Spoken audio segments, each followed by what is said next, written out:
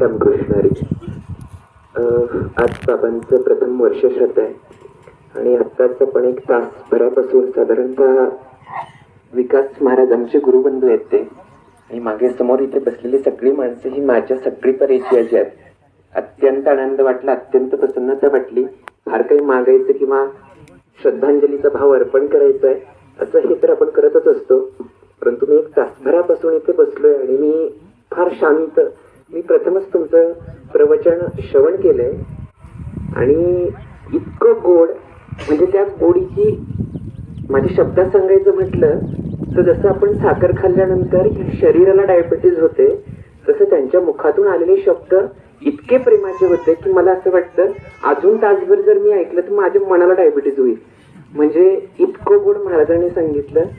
माझ्या वयापेक्षा कमी आहे, परंतु मला त्यांच्याकडनं शिकण्यासारखं खूप काही आहे.